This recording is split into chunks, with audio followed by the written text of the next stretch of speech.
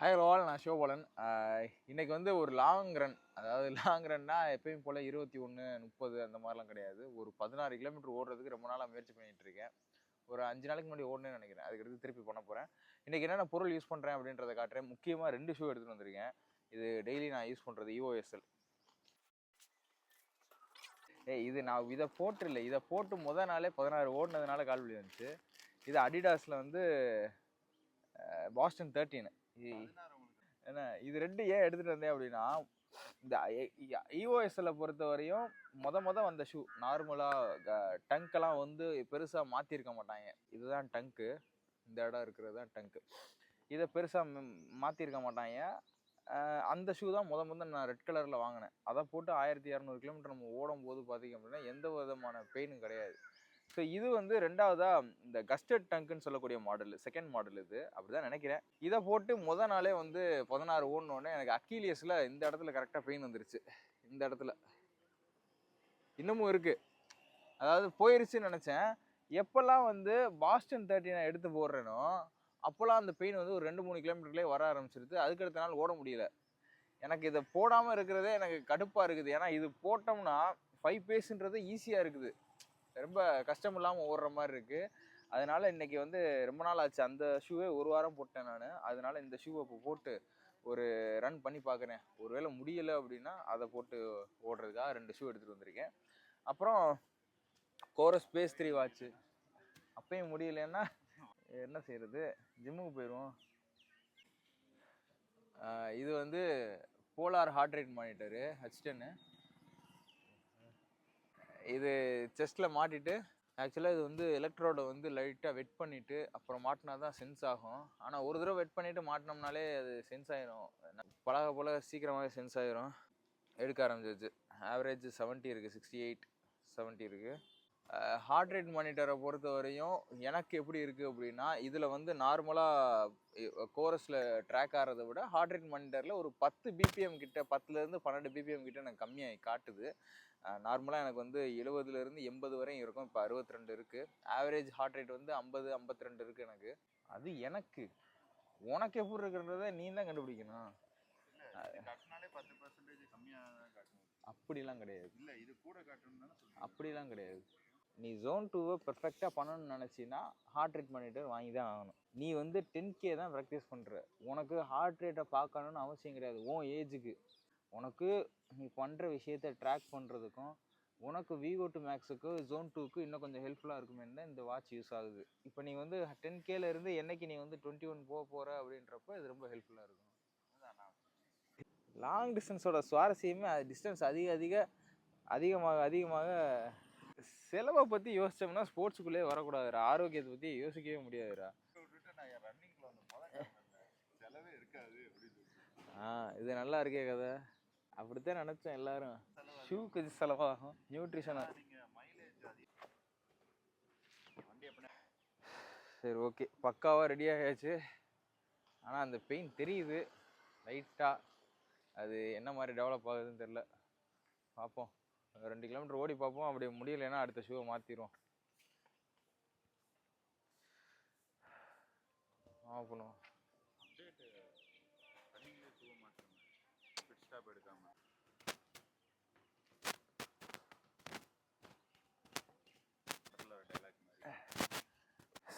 முடிஞ்ச அன்னைக்கு போய் சப்ளிமெண்ட்ஸு, ப்ரோட்டீன் பவுட்ரு, EWA எல்லாம் தீந்துருச்சு. முடிஞ்சால் அதை வாங்கலான் இருக்கேன். பார்ப்போம், போனேன்னா அதையும் ஆட் பண்ணி போடுறேன். இன்றைக்கி டீசல் பெட்ரோல்லாம் இருக்காது, கரண்ட் இருக்காதுன்றாங்க. கரண்ட் இருக்காதுன்னா அப்புறம் என்ன பண்ணுறது? கரண்ட் இருக்காது. டேய், டவர் இருக்குல்ல, டவரு அது வந்து ஜென்ரேட்டரில் தான் ஓட்டுறாங்க டீசலை ஊற்றி. ஆமாம், சில இது நெட் கிடைக்காதுன்றாங்க. சோலாரில் வச்சுருக்காங்க, பிஎஸ்என்எல் சோலார்லாம் வச்சுருக்காங்க. சோலார் அந்த மாதிரி இருந்துட்டா பிரச்சனை இல்லை. அப்படி அது மூலியமாக வந்துருச்சுன்னா பிரச்சனை இல்லை. ஒரு 3 கிலோமீட்டர் வரையும் பெயின் தெரில. இப்போ தான் லைட்டாக ஸ்டார்ட் ஆகுது. அடுத்து ஷூவை மாற்றிடுவோம். பெட் ஸ்டாப்பில் போய் ஷூவை மாற்றிட்டு இந்த ஷூ அந்த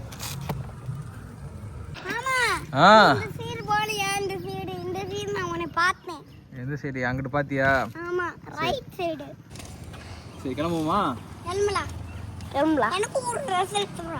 மாமா மாமா என்னடா இருனா அது குப்படா வைடா. போடா. உன்னை நம்பி இங்க வந்த பாரு. என்னைய நம்பி ஏன் வந்த?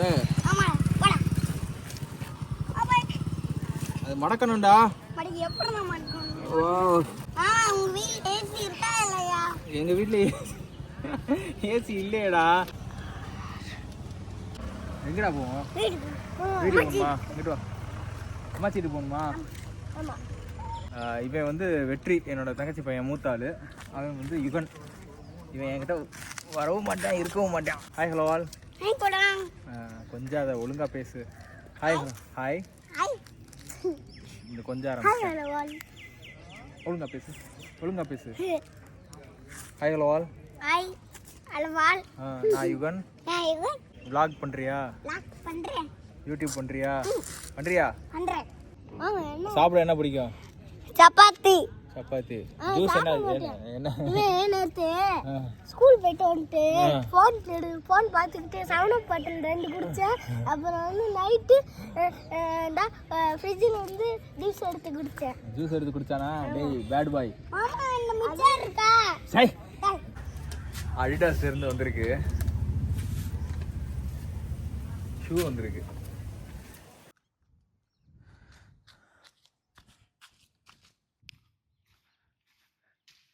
இன்னைக்கு காலையில் கிரவுண்டுக்கு போயிட்டு வந்துட்டு வீட்டில் இருக்கும்போது எனக்கு ஒரு மெசேஜ், இப்படி வந்து உங்களுக்கு பார்சல் ரிசீவ் ஆயிடுச்சா இல்லையான்னு பார்த்து சொல்லுங்க அப்படின்னு. அப்புறம் அடுத்து ஒரு கொரியருக்காரங்க ஃபோன் பண்ணி இந்த மாதிரி உங்களுக்கு ஒரு பார்சல் வந்திருக்கு அப்படின்னு சொன்னாங்க. நான் ஏற்கனவே சொன்ன மாதிரி EOSL அதை அனுப்பியிருக்காங்க, அடிடாஸ்லேருந்து அனுப்பியிருக்காங்க. இதை அன்பாக்ஸ் பண்ணிவிட்டு ஓடி பார்த்துட்டு அதுக்கு ஒரு ஸ்கிரிப்ட் கொடுத்துருக்காங்க. இதை யூஸ் பண்ணி பார்த்துட்டு எப்படி இருக்குன்றத நான் சொல்கிறேன். நான் இதை அன்பாக்ஸ் பண்ணலான்னு தான் வந்தேன், அன்பாக்ஸ் பண்ணி காட்டுறேன். நான் அதுக்கு முன்னாடி இன்னொரு வேலை ஒன்று இருக்குது.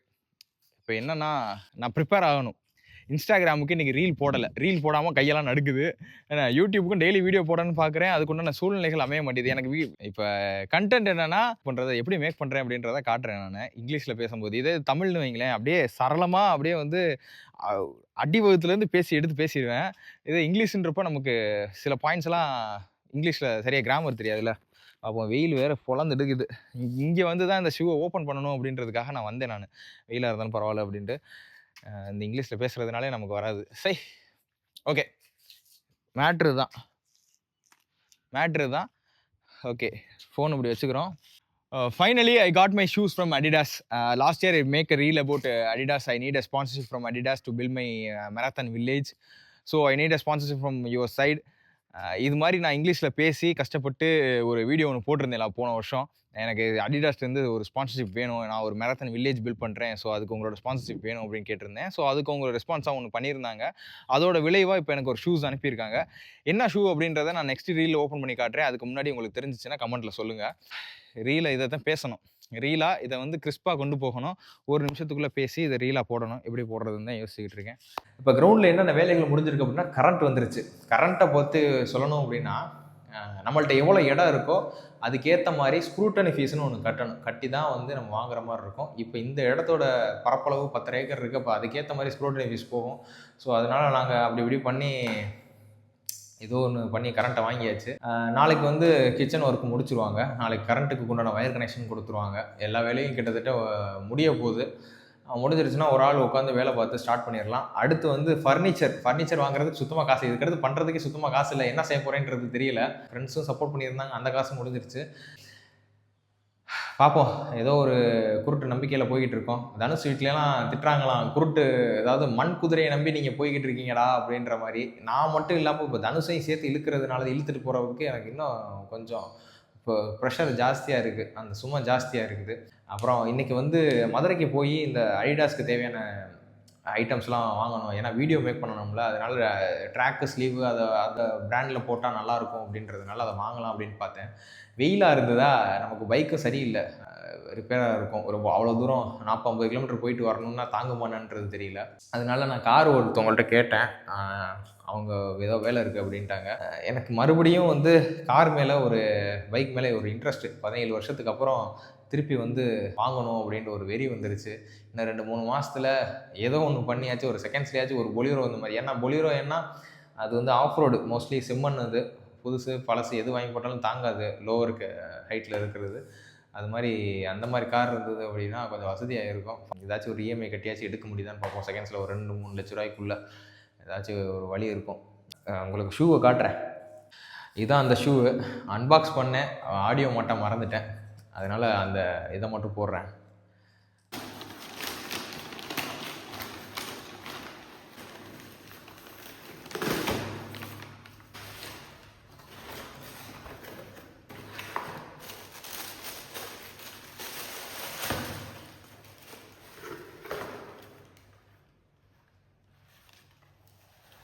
சேம் அதே EOSL.